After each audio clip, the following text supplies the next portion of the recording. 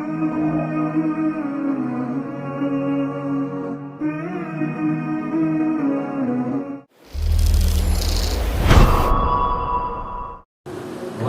بالله من شرور أنفسنا ومن سيئات أعمالنا من يهده الله فلا مضل له ومن يضلل فلا هادي له أشهد أن لا إله إلا الله وحده لا شريك له وأشهد أن محمدا عبده ورسوله صلوات الله وسلامه عليه وعلى آله وأصحابه ومن تبعهم بإحسان إلى يوم الدين. أما بعد, ang lahat ng pagpupuri at pasasalamat ay nakukul lamang kay Allah subhanahu wa ta'ala.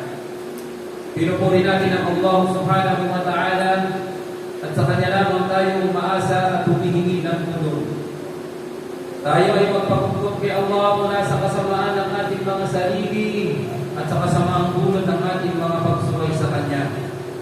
Katotohanan na sino mang patnubayan ni Allah subhanahu wa ta'ala sa matuwid na landas sa pananampalatayang Islam ay walang sino man ang maaaring makapagtigaw sa Kanya. At sino mang hayaan ni Allah subhanahu wa ta'ala sa pagkaligaw sapagkat tayo niya ng patnubay dahilan ng Kanyang pagpapalaki at hindi pagsunod ay walang sino man ang maaaring makapagkabay sa Kanya. Tayo ay sumasaksi na walang ibang Diyos na karapat dapat sambahin liban lamang ang Allah subhanahu wa ta'ala, siya lamang at wala siyang katambal. At tayo rin ay sumasaksi na si Propeta Muhammad sallallahu alaihi wasallam ay alipin at tuminsugo ng Allah subhanahu wa ta'ala.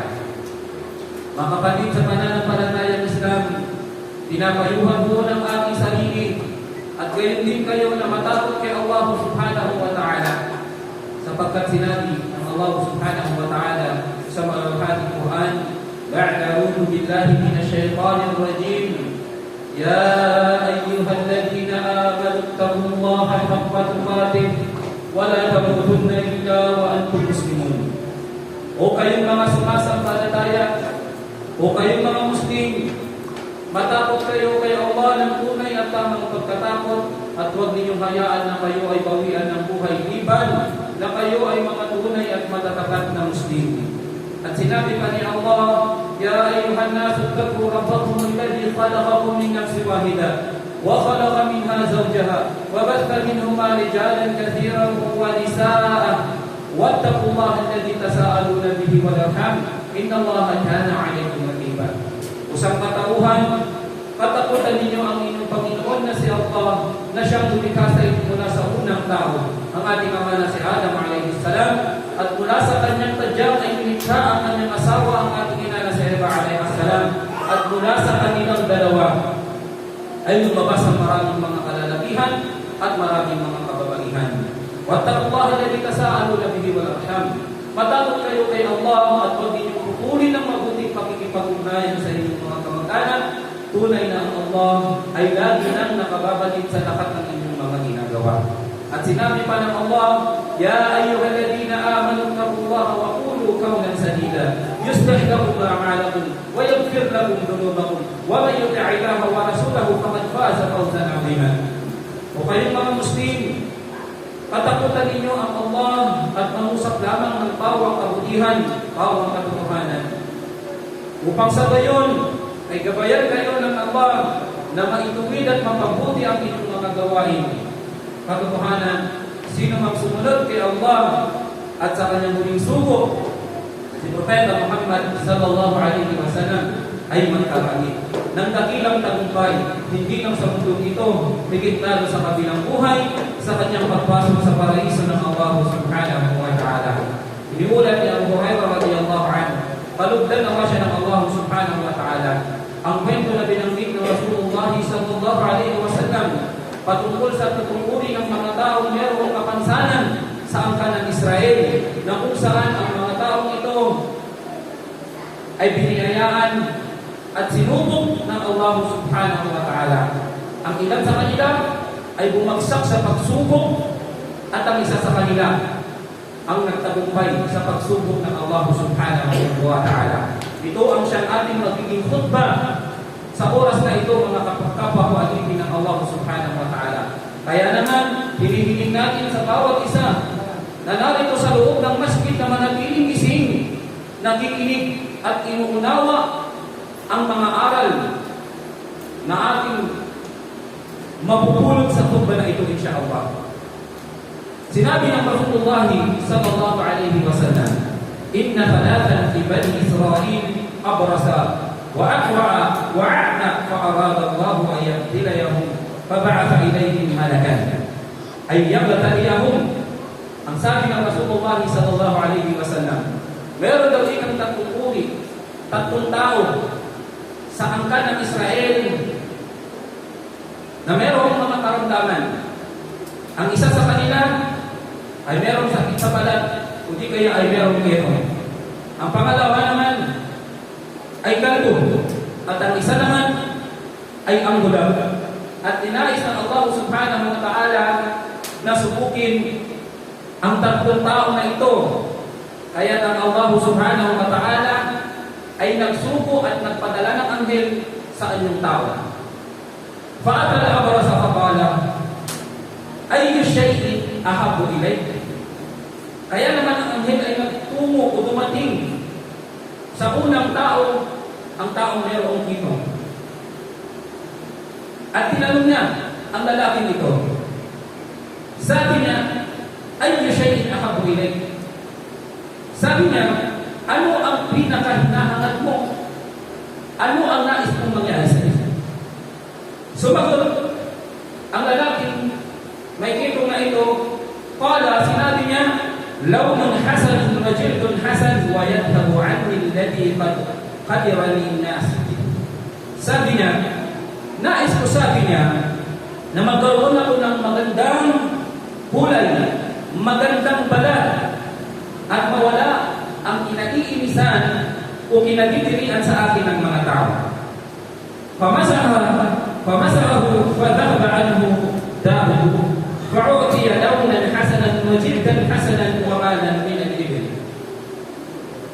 Hinaplos ng anghel ang balat ng lalaking may kitong na ito at nawala ang kanyang sakit. Siya ay gumaling.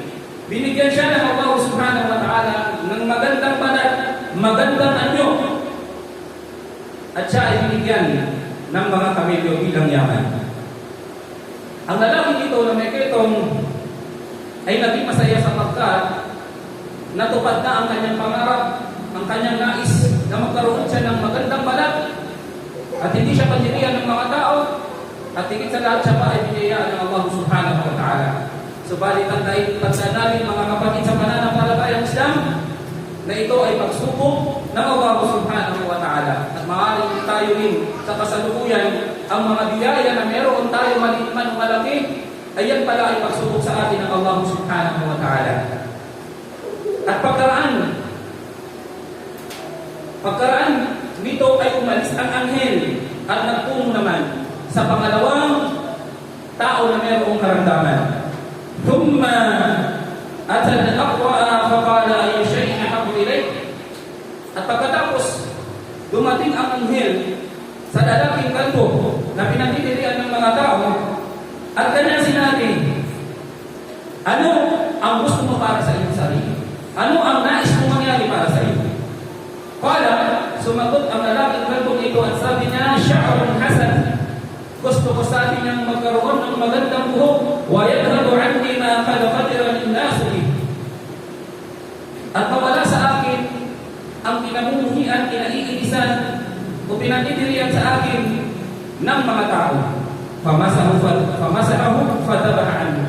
Kaya pinapos ng anghel ang lalaking iyon at siya ay bumalik at nagkaroon ng magandang buhok. U'tiya sya'ran hasanan wa malan min al-baqarah. At pinagkaroon siya ng kanyang nais, magandang buhok at yaman ng mga bakahan. At gayon na ang nangyari, at pagkatapos ay umalis ang anghel at nagtungo sa pangangunguri ng tao.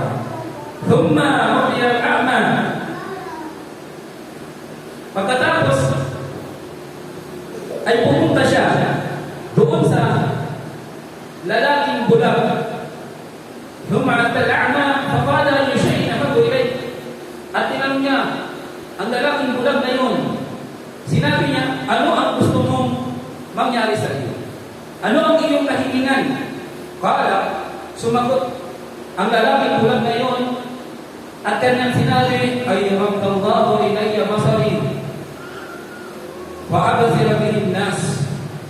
Sabi niya, ang nais ko, sabi niya, ay bumalik ang aking paningin nang sa ganun ay makakita ako.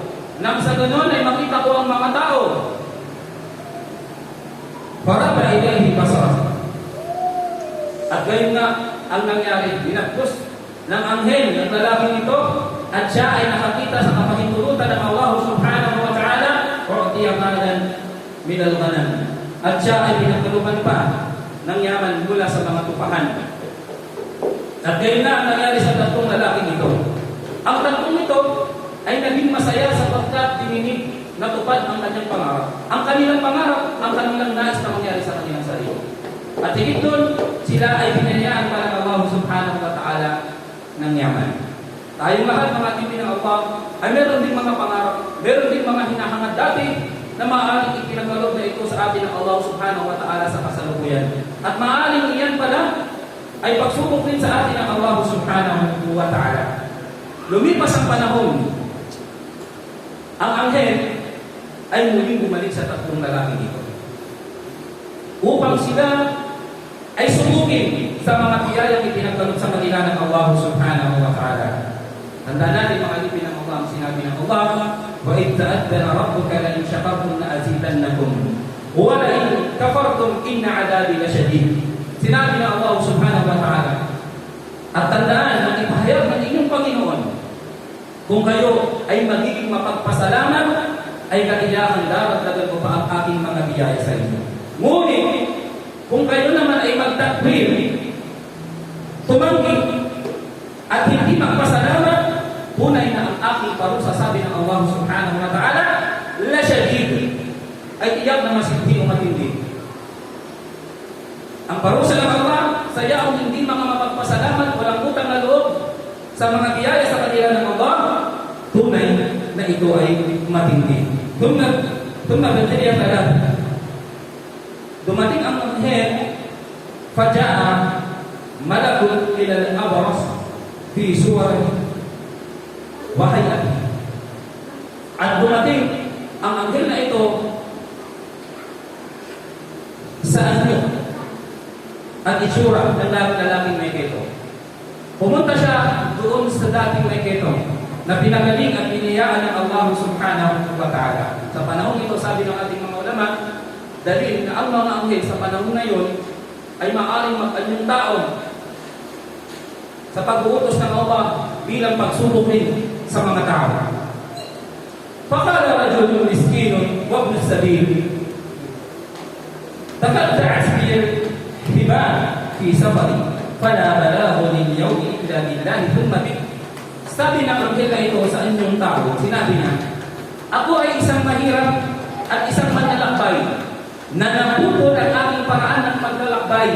Ibig sabihin, wala na siyang kakayahang magpatuloy sa kanyang paglalakbay. Ang ganitong uri ng tao sa Islam ay binibigyan ng pabor, zakat, o dapat natin tulungan sapagkat sila ay nawalan ng kakayahang ipagpatuloy ang kanilang paglalakbay. Sabi ng lalaki ito, wala na ako, sabi niya, magagawa ngayon kundi ang humingi ng tulong kay Allah pagkatapos sa iyo. Kay Allah pagkatapos sa iyo. Ang sabi ng lalaking ito na dating merong ito, sabi niya, nung siya ay hiningan ng anghel, as'aluka billadhi a'taka al-lawna al-hasana wal-jilda al-hasana wal-mala min al-ibil bi'aran ataballagh bihi fi safari. Sabi niya, ako ay nakikiusap sa iyo, parang awa mo na. Sa pamamagitan ng Allah, alang-alang kay Allah na siyang nagpagaling sa iyo at nagbigay ng mga biyaya sa iyo, na nagbigay sa iyo ng maraming kamelyo. Nabigyan mo ako, sabi niya, na kahit isang kamelyo lamang upang sa ganun ay makapagpatuloy ako sa aking paglalakbay. Nakiusap ang anghel na ito sa anyong tao. Fakala, al-hubub kathirah. Sabi ng lalaki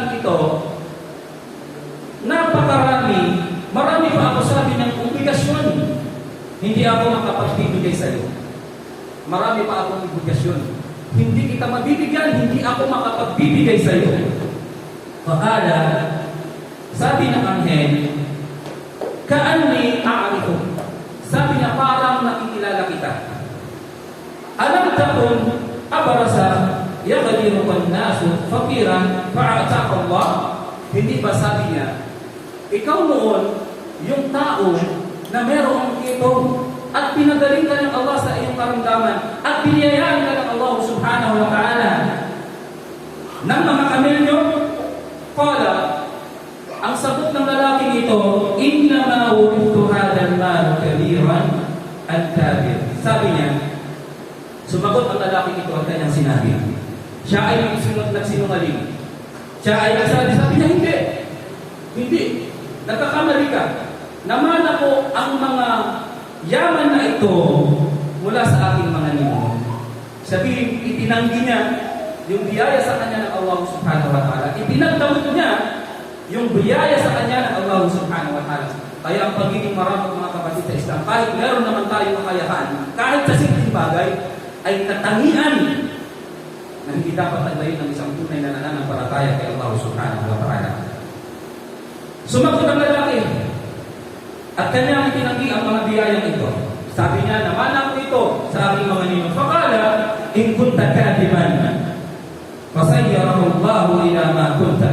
Ang sabi ng anghel, kung ikaw ay nagsisinungaling, ibalik ka naman ng Allah subhanahu wa ta'ala sa dati mong kalagayan noon. Kung ikaw ay nagsisinungaling, ibalik ka naman ng Allah sa dati mong kalagayan noon. Tandaan natin, ang panalangin o dua ng anghel ay tinutukunan ng Allah subhanahu wa ta'ala. Ang lalaki ito na naging madamot na itinanggi ang biyaya ni Allah, nagsinungaling, labis na nagmahal sa kanyang yaman, ay bumagsak sa unang pagsubok. Wa tuhibbunan ma lahubban jannah. Sinabi ng Allah at sabi ng Allah, iniibig nyo ang kayamanan ng labis-labis na pagmamahal. Merong mamagaling uri ng mga tao na yung pagmamahal nila sa yaman na meron sila, sobra-sobra gagawin ang lahat, maparami lang, maprotektahan naman yung yaman na ito. Huwag lang mabawasan. Subalit hindi ito katangian ng tunay na nananampalataya kay Allah subhanahu wa ta'ala. Siya ay naging madamot, kaya bumagsak siya sa pagsubok sa kanya ng Allah subhanahu wa ta'ala. Ang biyaya ay hindi maaaring ipagyabang, sapagkat anumang biyaya na meron tayo mga alipin ng Allah, ito ay mula kay Allah. Ito ay maaaring gawing pagsubok sa atin ng Allah subhanahu wa ta'ala. Kung ano ang magiging kalagayan natin sa sandali na binayaan na tayo ng Allah. Kung tayo ba ay magiging mapagmalaki, kung tayo ba ay magiging maramot, o kung tayo ba ay magiging mapagpasalamat at mapagbigay din sa mga biyaya na binigay sa atin ng Allah subhanahu wa ta'ala. Thumma ja'a al-aqra faqala lahu mithla dhalik faradda alayhi mithla ma radda ala sahibihi. Pagkatapos nito, sabi ng Rasul sallallahu alaihi wasallam, ay pumunta naman ang anghel doon sa lalaking dating kalbo at sinabi sa kanya ang katulad ng kanyang pangangailangan. Sabi niya, ako ay mahirap, ako ay naglalakbay at nawalan ako ng kakayahang ipagpatuloy ang aking paglalakbay. Sabi niya, maaari mo ba akong tulungan? Nakikiusap ako, sabi niya sa iyo, sa pamamagitan ng Allah. Alam-alam kay Allah na siyang nagpagaling sa iyo at nagbigay ng mga biyaya na meron ka ngayon. Tulungan mo ako upang sa gayon ako ay makapagpatuloy sa aking paglalakbay. Sumagot ang lalaki at kanyang sinabi. Sabi niya, marami pa akong obligasyon. Ganon din ang kanyang sinagot. Marami pa akong obligasyon. Siya ay naging madamot, kaya sinabi ng anghel. Sabi niya, parang sabi niyang nakikilala kita. Hindi ba ikaw noon ay kalbo at kinaiisa nilalayuan ka ng mga tao? At ngayon ay pinagaling ka ng Allah, binigyan ka ng mga gandang buhok, at ikaw ay biniyaan ng Allah subhanahu wa ta'ala. Qala, innama wulidtu hadha al-mal kabiran an kabirin. Sabi ng lalaking ito, sabi niya, hindi, nagkakamali ka. Ang yaman na meron ako, ay minana ko sa aking mga ninong. Minana ko mula sa aking mga ninong. Fakala in kunta kadiban, fasayyarahu Allahu ila ma kunta. At ganoon din ang sinabi ng Allah. Kung ikaw ay nagsisinungaling, ibalik ka naman ng Allah subhanahu ibalik ka naman ng Allah subhanahu wa ta'ala sa dati mong kalagayan noon. At gayon ang nangyari sa lalaki. At pagkaraan nito, ay umalis ang anghel at nagtungo sa pangatungkuli ng tao. Ang dating bulaga. Bulaga, hindi nakakakita. Hindi nakakakita. ثم جاء الأعمى فقال رجل مسكين وابن السبيل أسألك بالذي رد عليك وسألك شاة.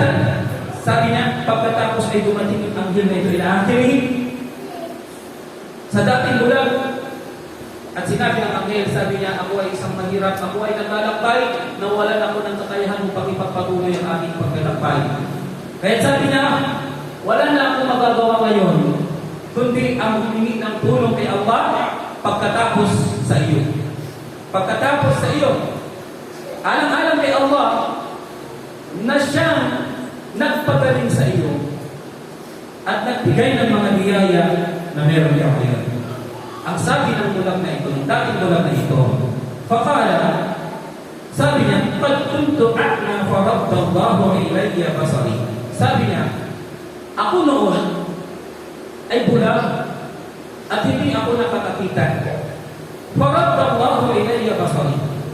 At pinagaling ako ng Allah at ibinalik niya ang aking paningin kaya ako ngayon ay nakakakita. Kaya sabi niya, faqul ma syi'ta wada' ma syi'ta. Kaya sabi niya, bilang pagtanaw ng utang na loob sa biyaya sa kanya ng Allah, kunin mo, sabi niya, ang lahat ng gusto mong kunin at iwan mo kung ano man ang gusto mong iwan. Ibig sabihin, kumuha ka kahit ilan, hindi kita pagpapawalan.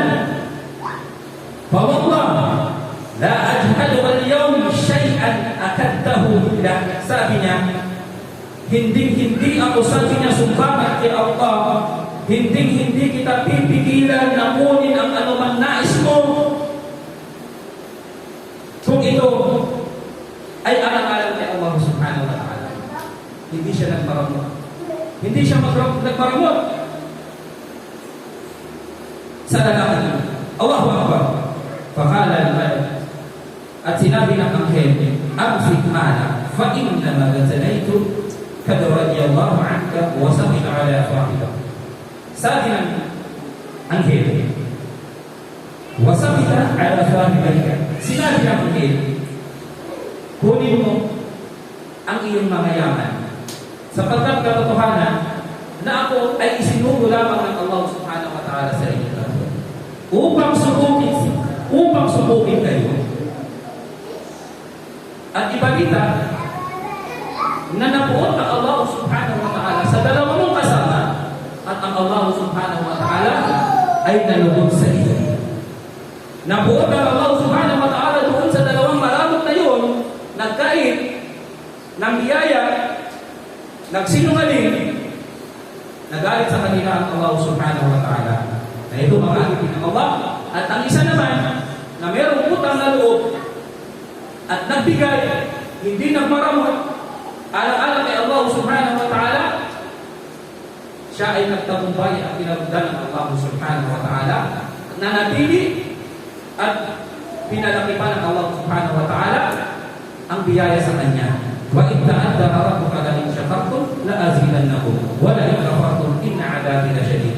Ito yung sinabi ng Allah subhanahu wa ta'ala, kung kayo lamang ay magiging mapagpasalamat sa mga biyaya ng Allah, ay dadagdagan ko pa, sabi ng Allah, ang aking mga biyaya sa inyo. Subalit kung kayo ay tumanggi sa mga biyaya ng Allah subhanahu wa ta'ala, katotohanan na ang aking parusa, sabi ng Allah subhanahu wa ta'ala, lasyadid, ay masigit.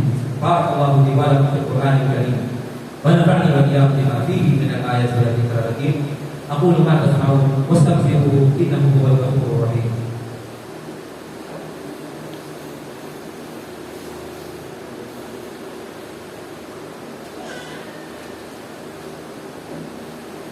Bismillahirrahmanirrahim. Alhamdulillahi rabbil alamin. Wassalatu wassalamu ala Rasulillah wa ba'd. Kabilang sa mga aral, karagdagang aral na magpulot natin sa kwentong iyon na binanggit ng Rasulullah sallallahu alaihi wasallam. Una ay ang mga biyaya, yaman na ibinigay sa atin ng Allah subhanahu wa ta'ala, ay maaaring ito ay pagsubok. At ang pagsubok, kapag ito'y nagpagtagumpayan, ay magiging biyaya ng Allah subhanahu wa ta'ala. Sinabi ng Allah subhanahu wa ta'ala sa banal na Quran, kullu nafsin da'ikatul maut, wa lanabluukum bisyarri wal khair fitnah wa ilayna turja'un. Sinabi ng Allah subhanahu wa ta'ala, katotohanan na ang bawat kaluluwa ay makakaranas ng kamatayan. At katotohanan na kayo ay aming susubukin sa pamamagitan ng kasamaan at kabutihan, biyaya, at sa amin kayong lahat ay magbabalik. Ang lahat na meron tayo mga alipin ng Allah, biyaya ng Allah subhanahu wa ta'ala ay pagsubok sa atin kung paano natin ito gagamitin. Kung magiging mapagpasalamat pa tayo kay Allah, kung itatanggi natin ang mga biyaya sa atin ng Allah, at tayo sa ating sarili ang mas higit na nakakaalam. Ano bang meron tayo ngayon? Maliit man malaki. Yan ay pagsubok sa atin ng Allah subhanahu wa ta'ala. Kung gaano natin pangahawakan, kung paano natin, kung saan natin gagamitin ang mga biyaya iyan na ipinagdalog sa atin ng Allah subhanahu wa ta'ala. Innama amwalukum wa auladukum fitnah wallahu 'indahu ajrun 'azim. Katotohanan sa atin ng Allah subhanahu wa ta'ala, ang inyong mga yaman, ang inyong mga anak ay pagsubok sa inyo. At ang Allah subhanahu wa ta'ala ay merong dakilang-dakilang. Pangalawa, mga alipin ng Allah, ang pagiging mapagpasalamat kay Allah subhanahu wa ta'ala ay susi ng pagdating ng mga maraming biyaya. Hada wa'dun bi ziyadati ni'mati lisyakirin. Sabi ni Ibn Kathir rahimahullah, ito ay pangako ng Allah na daragdagan ng Allah ang biyaya, ang kanyang biyaya sa sinumang naging mapagpasalamat kay Allah subhanahu wa ta'ala. At pangatlo, ang pagkakaila naman o pagtanggi sa mga biyaya ng Allah subhanahu wa ta'ala ay nagiging dahilan ng pagkawala ng baraka na maaaring bawiin ito ng Allah subhanahu wa ta'ala. Yung mga tao na meron namang kakayahang tumulong kahit kaunti, subalit nagkakaila sila, ipinagkakait nila ang tulong na yun alang-alang sa landas ng Allah subhanahu wa ta'ala. Sinasabi nila wala, kahit meron naman, alam nila sa kanilang sarili. Kapatid, baka maging dahilan yan na alisan ng Allah subhanahu wa ta'ala ng baraka, ng biyaya ay ng hanap buhay dahil sa inyong patuloy na pagtanggi, pagdadamot sa mga biyaya sa iyo ng Allah subhanahu wa ta'ala. Ito yung nakakatakot mga alipin ng Allah subhanahu wa ta'ala. Sabi ng ating mga ulama sa ating Sufyan al-Thawri,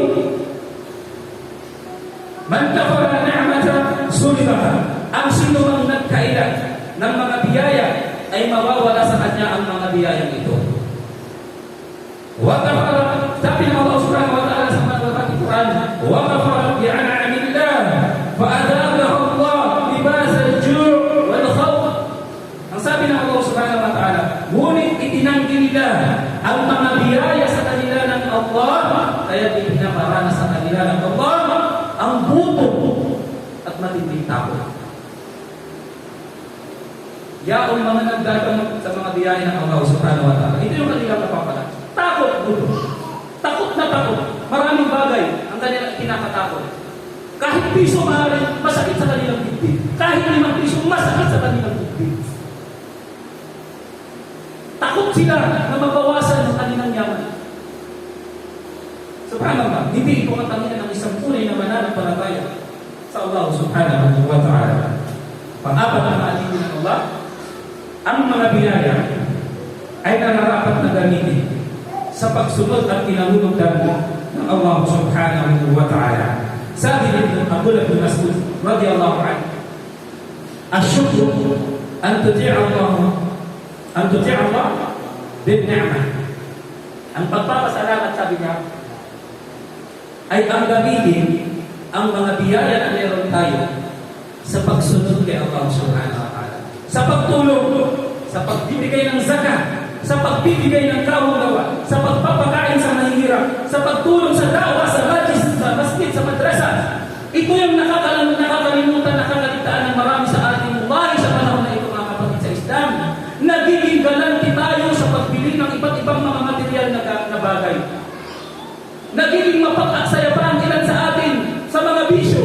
Subalit pagdating sa landas ng Allah, sa pagtulong sa masjid, sa da'wan, ay napakabigat sa ating mga puso.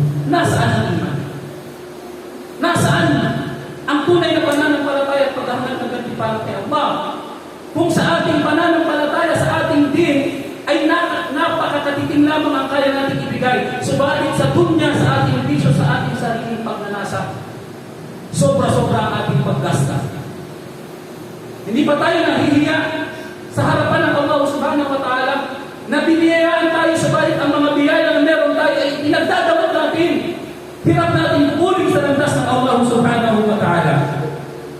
Mga kapatid, sa pananampalataya ng Islam, sinabi ng Allah, وَأَنْفِقُوا مِمَّا رَزَقْنَاكُمْ مِنْ قَبْلِ أَنْ يَأْتِيَ أَحَدَكُمُ الْمَوْتُ فَيَقُولُ رَبِّ لَوْلَا أَخَّرْتَنِي إِلَى أَجَلٍ قَرِيبٍ فَأَصَّدَّقَ وَأَكُن مِنَ الصَّالِحِينَ.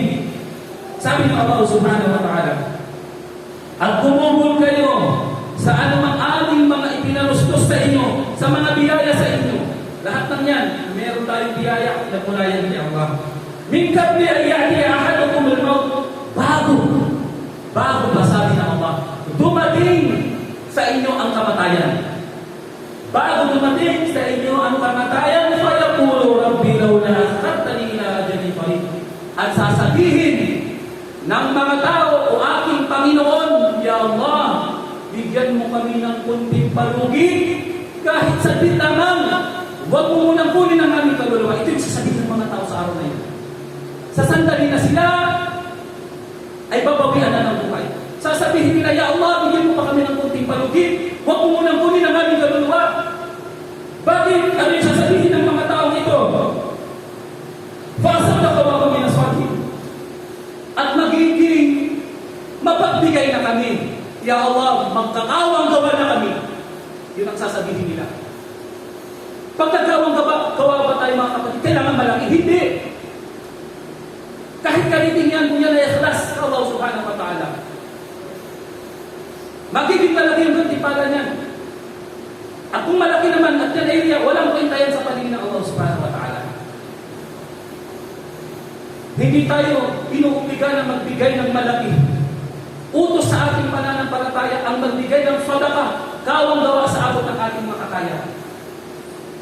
Ya Ibn Adam, sabi ng Allah, antik, gumugol ka, sabi ng Allah, at ako ay gumugol para sa iyo.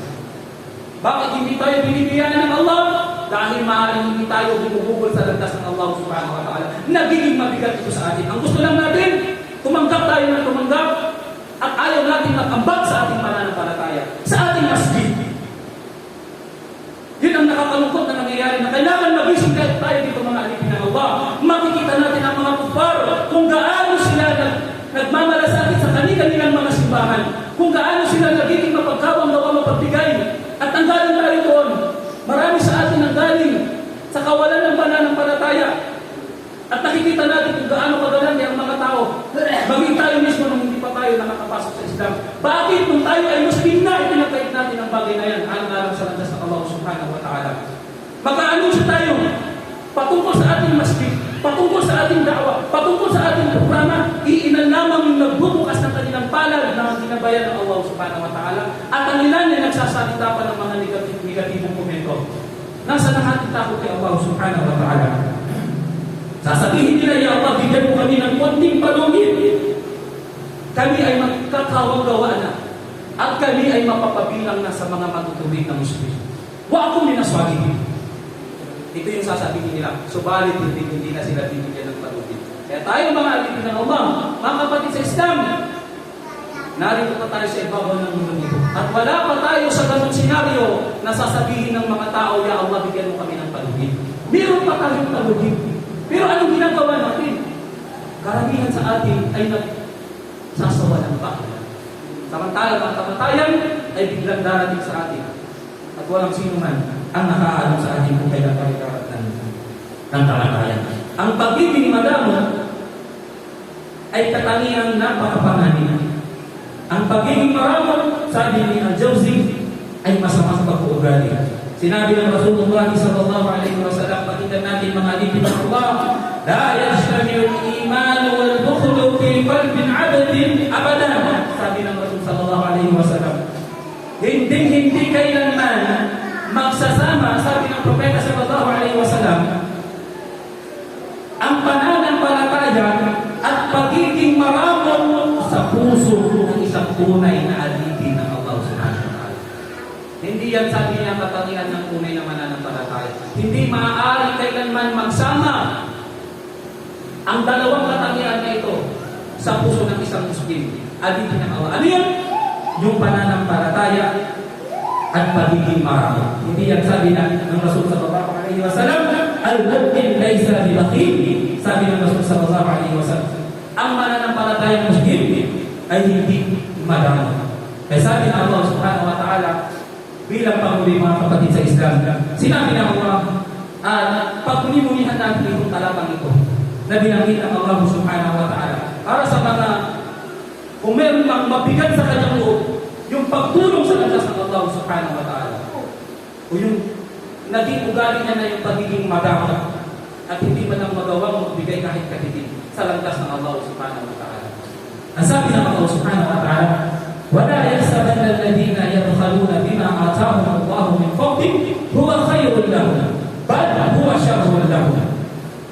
Sabi ng Allah, سَيَطَوْقُونَ مَا بَخِلُوا بِهِ يَوْمَ الْقِيَامَةِ وَلِلَّهِ مِيرَاثُ السَّمَاوَاتِ وَالْأَرْضِ وَاللَّهُ بِمَا تَعْمَلُونَ خَبِيرٌ.